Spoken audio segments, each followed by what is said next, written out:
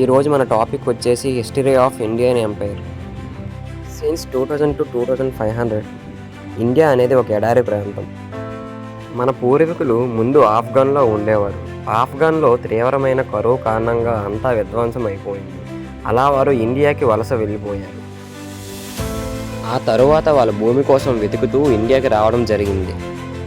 వాళ్ళనే మనం ఇండో ఆరియన్స్ అంటాం. ఈ ఇండో ఆరియన్స్ అనేవారు కాకసస్ అనే ప్రాంతంలో ఉండేవారు. అలెగ్జాండర్ ది గ్రేట్ పర్షియన్ ఎంపైర్తో ఓడిపోయిన తర్వాత చంద్రగుప్తుడు మౌరియన్స్ ఎంపైర్ని స్థాపించాడు. ఆ తర్వాత అనారోగ్యం కారణంగా మరణించాడు.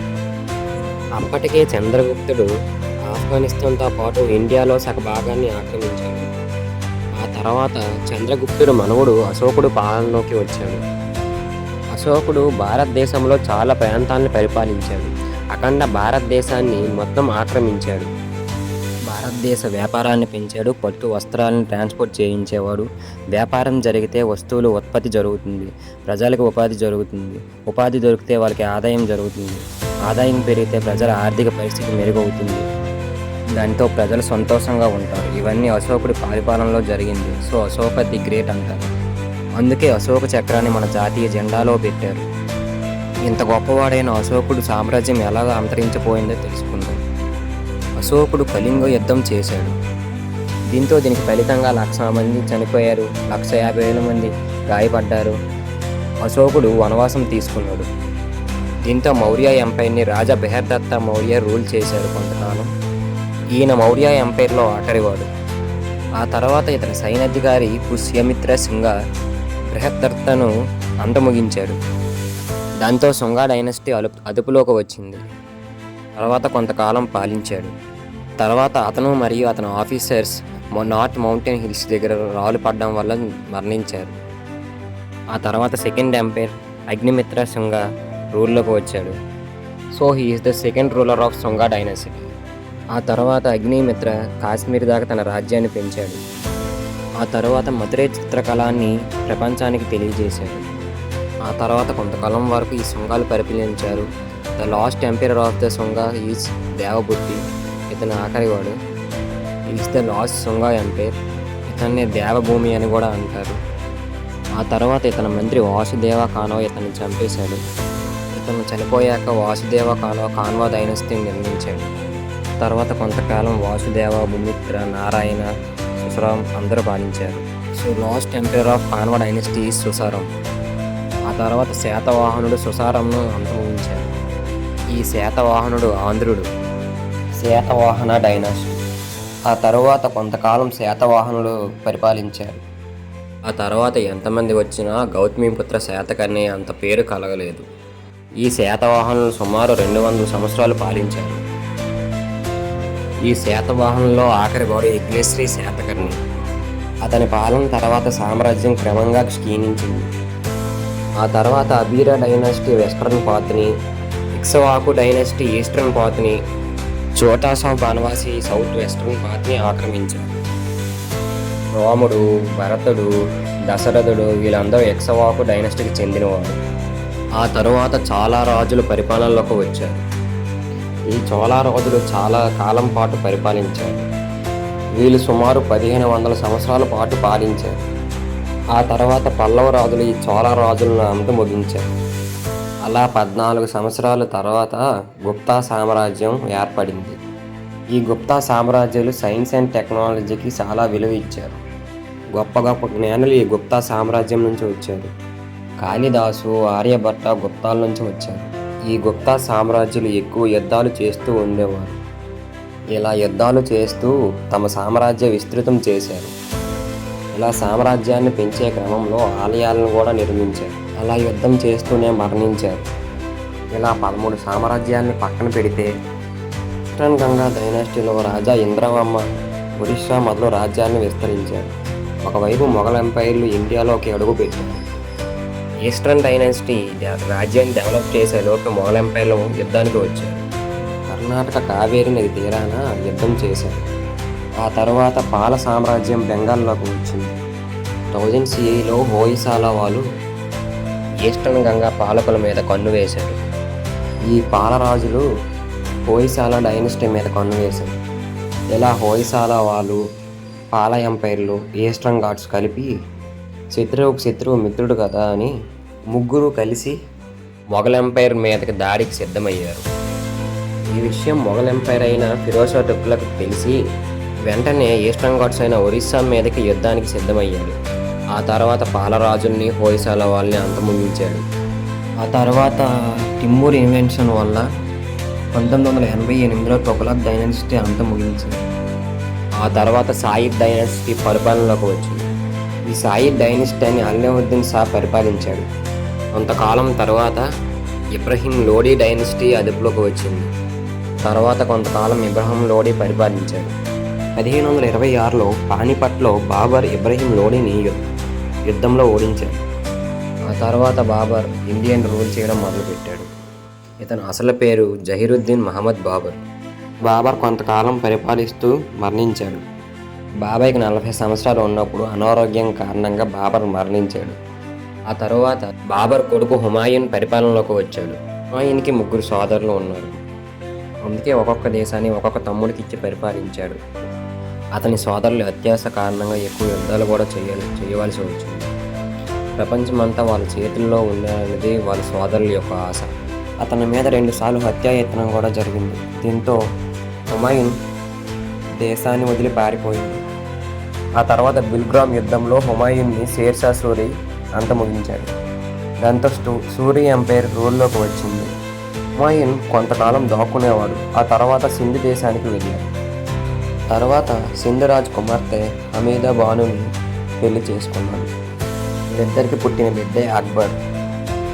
ఆ తర్వాత భారతదేశాన్ని మళ్ళీ చిన్న చిన్న రాజ్యాలను పరిపాలించడం మొదలుపెట్టాడు. కొంతకాలం తర్వాత భారతదేశాన్ని కూడా ఆక్రమించాడు.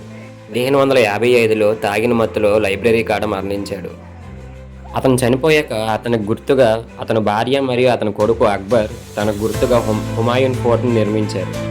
హుమాయూన్ ఫోర్ట్ ఇప్పటికి కూడా యాత్రికులకు ప్రదేశంగా మారింది. అతను చనిపోయినప్పుడు అక్బర్ యొక్క వయసు కేవలం 12 సంవత్సరాలు మాత్రమే.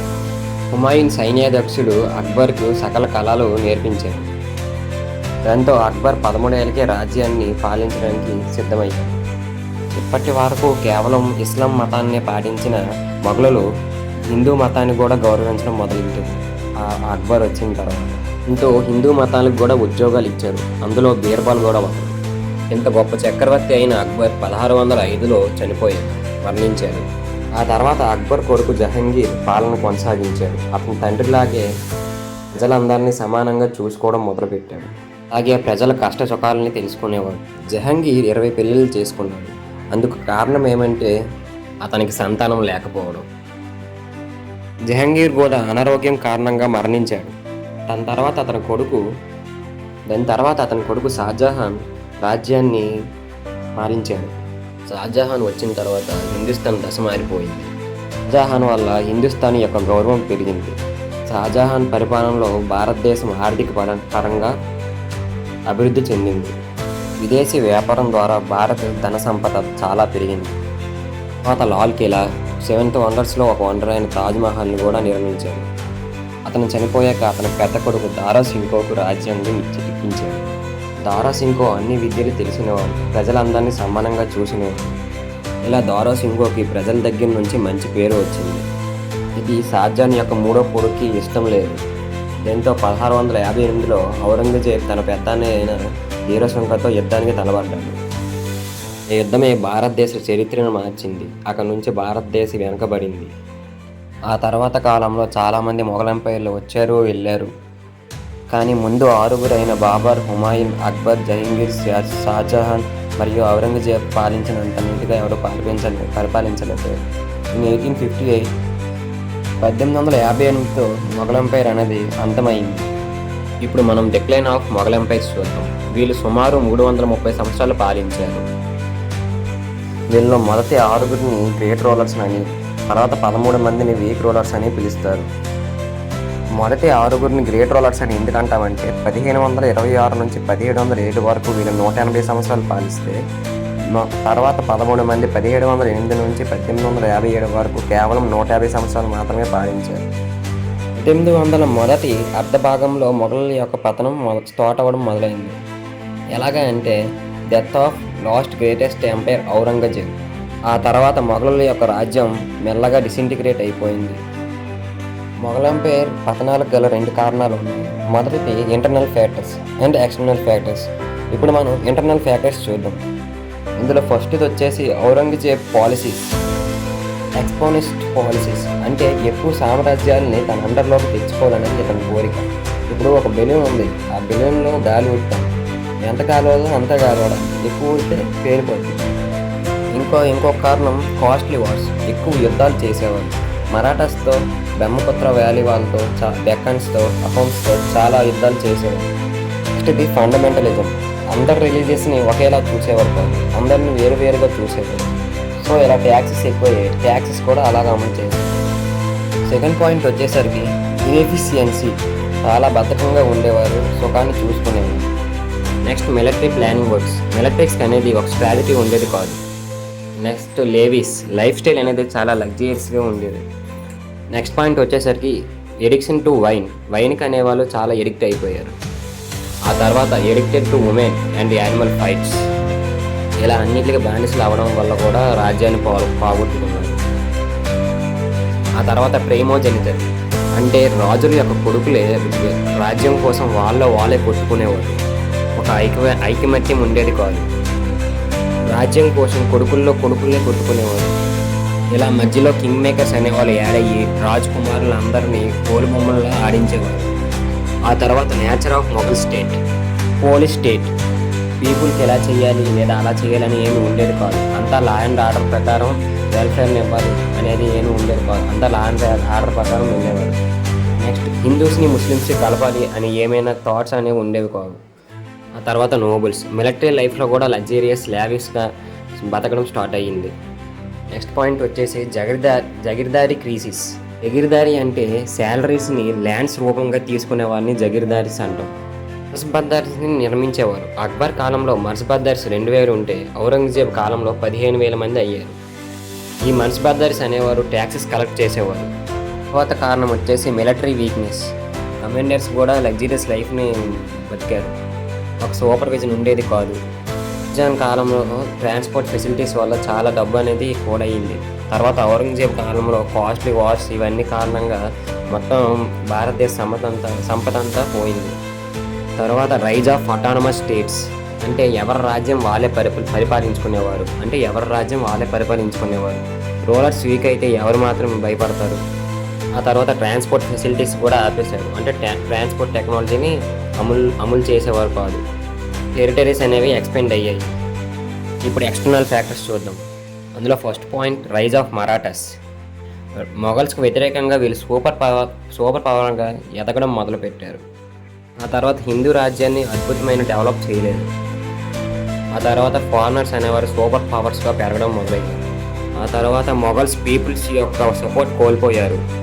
పీపుల్స్ అనేవారు మరాఠీస్కి సపోర్ట్గా వెళ్ళారు. ఆ తర్వాత Irani, Durrani, Nadir Shah was attacked to India. అప్పుడు మొఘల్ ఆర్మీ యొక్క సంపద అంతా మొత్తం దోచుకెళ్ళిపోయారు. ఇలా మొఘల్ ఎంపైర్స్ అని పతనం మొత్తం జరిగింది.